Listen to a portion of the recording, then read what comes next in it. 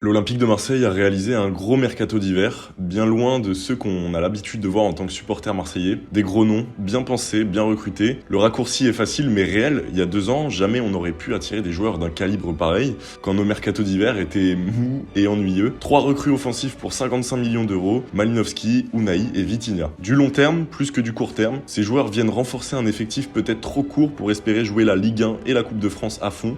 Aujourd'hui, on a le droit de rêver.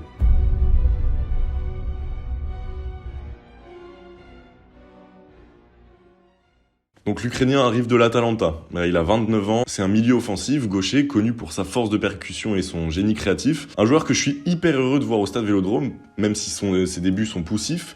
Je suis persuadé qu'avec un peu de temps, ça va devenir l'un des chouchous du Vélodrome, vraiment. Donc puisse le temps donner raison de ma patience. Il est recruté pour 10 millions d'euros à l'Atalanta, donc un club où Ruslan tournait un peu en rond.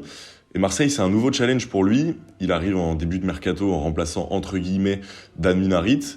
Même si c'est pas totalement le même profil, peut-être que l'Ukrainien est un peu moins percutant et moins technique qu'Amin. Ça, vous pouvez en débattre en commentaire. Dites-moi si vous trouvez que le profil de Malinowski est un peu différent. Moi, je trouve quand même. Mais lui, il est intelligent, l'Ukrainien. C'est un gros plus aussi parce qu'il est habitué au système à gros pressing.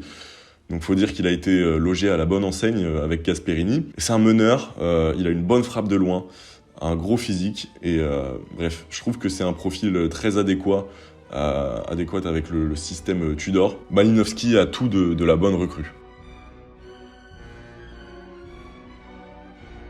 Azdin Unai a 22 ans. Au moment où je vous parle, il a mis son premier but hier sous les couleurs de l'OM. Et tu sens déjà que le type sait jouer au ballon. C'est un putain de bowler, vraiment. Il en a joué une vingtaine, presque tous bonifiés. Donc Unai va sûrement apporter une qualité technique qu'il manquait à ce milieu de terrain. Le mec sent le jeu. Le mec fait le jeu. Le Marocain signe pour 4 ans et demi, donc il est bleu et blanc jusqu'à 2027 pour l'instant. Acheté 8 millions alors qu'il en vaut quand même un peu plus. Longoria et Ribalta prouvent encore une fois leurs compétences débordantes. Unai va vers l'avant dès qu'il peut, il n'y a rien à dire, totalement Tudor compatible. Et il est aussi très bon dans les longues transmissions. Pour ce qui est du long terme, malheureusement, ça m'étonnerait qu'il reste énormément de temps chez nous. Ça m'étonnerait pas d'ailleurs qu'il soit arraché très vite par un cadre européen. Et mon regard se dirige évidemment de l'autre côté de la Manche.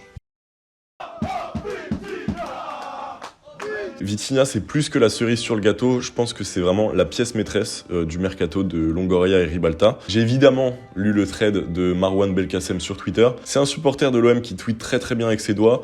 Il est toujours très pertinent, donc je vous conseille le follow. Et dans le thread, Marwan nous explique que Vitinha, il a une activité assez bonne défensivement et assez conquérante. C'est un mec qui est hyper déterminé. C'est un mec qui a de la grinta. Il y a Rolando qui... Bon, grinta, évidemment, c'est un mot qui fait hérisser les poils, tellement on l'a utilisé. Mais il y a Rolando qui est passé sur RMC Sport et en a parlé. C'est un mec qui apparemment est complètement fou. Et puis, à mon avis, c'est pas rien s'il a demandé à aller à l'OM plutôt qu'à Southampton. Parce qu'à Southampton, on se fait chier. Peut-être que c'est un club de première ligue, mais... c'est un club de merde de première ligne, faut se le dire, cette année, Southampton, c'est pas bon du tout. Donc il est en adéquation avec le système de pressing intense, c'est un mec qui est vraiment, comme dirait Jacques-Henri Hérault, OM compatible, à mon avis, parce que c'est un mec qui joue avec sang-froid, mais sans chaud aussi. Il est d'instinct. Il a aussi un avantage, c'est qu'il il est compatible forcément avec le système de pressing intense. Et c'est un pur neuf qui joue des 2 pieds. Son pied gauche est capable de grandes choses. Vous le savez comme moi, si vous avez regardé son but en enchaînement rapide presque à l'entrée de la surface, lucarne gauche, un bonbon. Mais au-delà de regarder des compilations, son jeu sans ballon peut aussi faire la différence. Ses déplacements vont permettre de laisser beaucoup d'espace à des joueurs intelligents qui en ont besoin pour se projeter. Mon regard se dirige cette fois-ci vers Guendouzi, Sanchez, mais surtout Malinowski, Unai, Payet et Harit quand le petit prince marocain sera revenu. Alors maintenant le bilan, on ressort de ce mercato hivernal. Vous voyez, je fais de lapsus, mais on dirait vraiment un mercato estival tellement les recrues sont calibre XXL. On ressort du mercato hivernal avec un effectif plus cohérent. Tudor l'a dit hier, on a enfin l'effectif qu'on rêvait d'avoir. Le Croate a toutes les cartes en main, la seconde partie de saison risque d'être vraiment excitante. Les grosses échéances le sont aussi, avec la course pour le titre qui est vraiment quelque chose de réel, de palpable, et la Coupe de France qu'il faut aller chercher. Le pressing intense imposé par Tudor devenait vraiment difficile et certains demandent qu'à souffler, donc il vaut pouvoir. Un mot concernant la gestion financière qui est hyper importante, Longoria dégraisse, les salaires ont été revus à la baisse au fil des saisons. Cette transition vers des finances plus prospères permet à l'OM de formuler des offres plus conséquentes sur le marché. Pablo l'a dit en conférence de presse.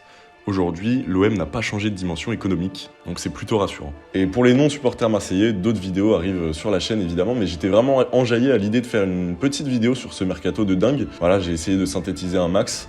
Pablo Longoria va pouvoir enfin faire une ou deux siestes bien méritées. En attendant, moi j'ai des trucs à faire, donc je vous dis ciao.